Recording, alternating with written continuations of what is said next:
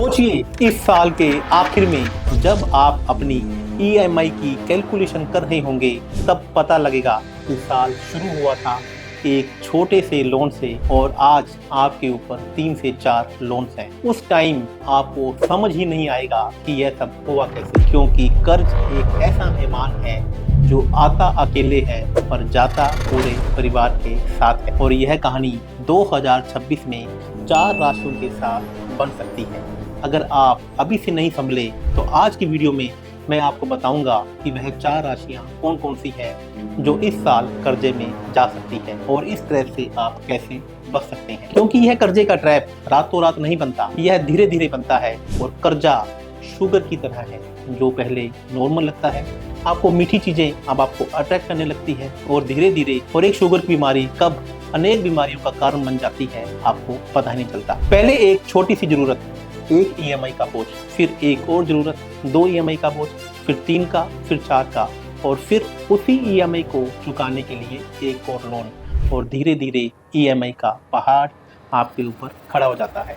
और अक्सर लोग इस डेट को समझ ही नहीं पाते क्योंकि उनकी इनकम कम है और अब ईएमआई ज़्यादा होने लग गई है। उनके खर्चे उनकी इनकम से आगे चलने लग जाते हैं, क्योंकि कुछ खर्चे तो ऐसे भी होते हैं जो आपकी प्लानिंग का हिस्सा ही नहीं होते, जैसे एकदम से घर पे बीमारी आ जाना, शादी का आ जाना, या फिर कुछ ऐसे खर्चे जिनके बारे में तो आपने सोचा ही नहीं था। आपने तो सोचा कि इतनी इनकम है, इतनी इन्वेस्टमेंट है, या फिर चलते चलते नौकरी का चले जाना, 2 महीने कहीं से इनकम का ना होना, तो अचानक से कोई बड़ा खर्चा आपके ऊपर आ जाना।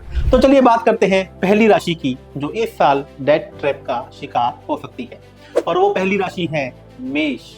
मेष राशि वालों, 2026 में आपके ऊपर शनि की 7.5 चल रही है। पर ध्यान रखिएगा, शनि की 7.5 उन्हीं लोगों पर लागू होती है जो जिनके चंद्रमा अकेला बैठा हो और उनके पीछे के घर में और आगे के घर में कोई भी ग्रह नहीं हो। 7.5 का मतलब यह नहीं है कि शनि आपको पनिश कर रहे हैं।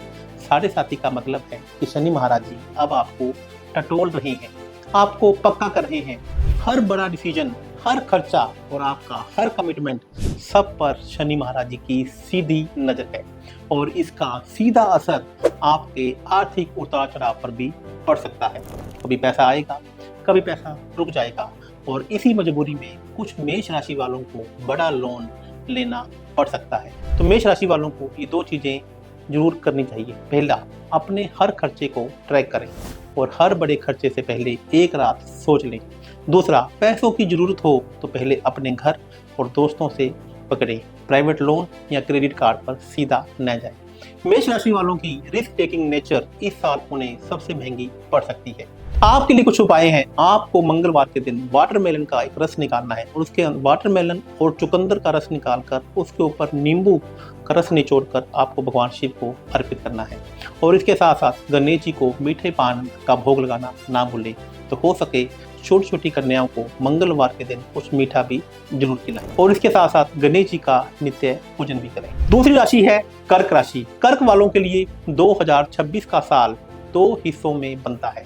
साल के पहले भाग में जनवरी से जून तक अगर कोई लोन ले भी लिया है तो वह चुकता जाएगा, इनकम फ्लो ठीक रहेगा, आप संभाल लेंगे। लेकिन जून के बाद पिक्चर बदल सकती है। साल के पहले आधे में ही लोन जो दोस्त था वह दूसरे आधे में आपका दुश्मन बन सकता है। ईएमआई हैवी होने लग सकती हैं, नए खर्चे आ सकते हैं। अगर आपने किसी बड़े खर्चे की प्लानिंग की है वह जनवरी से जून के बीच फिनिश कर लेंगे और जून के बाद क्रेडिट कार्ड का यूज हल्का रखें। पहले 6 महीने आपके लिए हल्के हो सकते हैं, लेकिन जुलाई के बाद यही खर्चे आपके लिए भारी बन सकते हैं। आपके लिए उपाय है कि आपको अपने घर पर भगवान विष्णु जी की और लक्ष्मी जी की नित्य पूजा करनी चाहिए। अपने घर के साउथ ईस्ट कोण में ललिता सहस्त्र नाम और नॉर्थ ईस्ट कोण में विष्णु सहस्त्र नाम का पाठ चलाना चाहिए।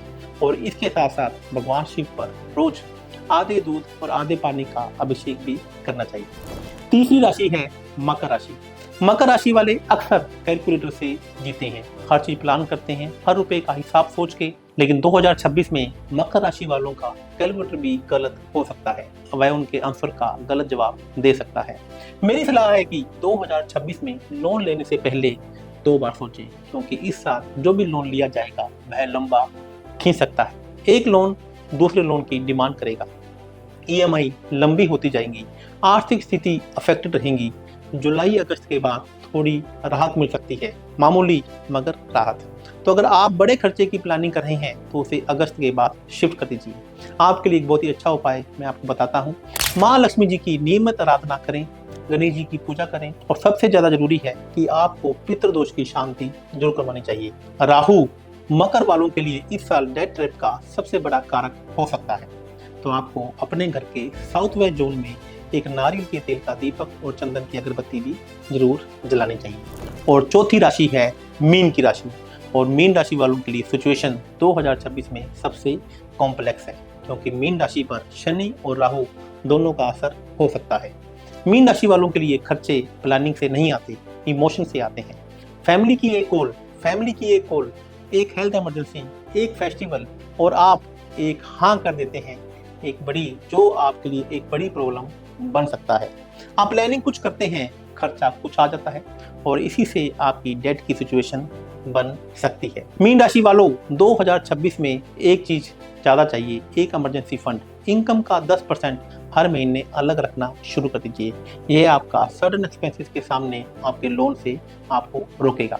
और आपके लिए उपाय है कि आप हनुमान जी की और मां लक्ष्मी जी की नित्य पूजा करें। गुरु के बीज मंत्रों से रोज जाप करें। ओम ग्राम ग्रीम ग्रोम सह गुरुवे नमः। यह मंत्र मीन राशि वालों की फाइनेंशियल स्टेबिलिटी को स्ट्रॉन्ग कर सकता है। और इसके साथ साथ समुद्र की यात्रा करें, पास के किसी भी आश्रम में विजिट करना शुरू करें, और वहां पर अनाज का सामान डोनेट करना शुरू करें। तो हो सकता है कि मीन राशि वालों की काफी हद तक बचत हो जाए। तो ये 4 राशियां मेष, कर्क, मकर और मीन, इन चारों राशियों के लिए 2026 में डेट का असर ज्यादा रहेगा। लेकिन याद रखें, कर्ज का रास्ता अचानक नहीं बनता। आपका हर बात पर यह कहना ठीक है, बाद में देखेंगे, यहीं से बनता है। दिसंबर 2026 का वह EMI कैलकुलेशन वाला सिनेरियो जो आप पर लागू नहीं होगा। तो इस बातों का जरूर ध्यान रखिएगा। अगर आपको यह वीडियो हेल्पफुल लगा तो कमेंट में अपनी राशि लिखें, और पर्सनल कुंडली एनालिसिस के लिए कंसल्टेशन लिंक डिस्क्रिप्शन में है। तब तक संभल कर चलें, प्लान करके चलें। राधे राधे।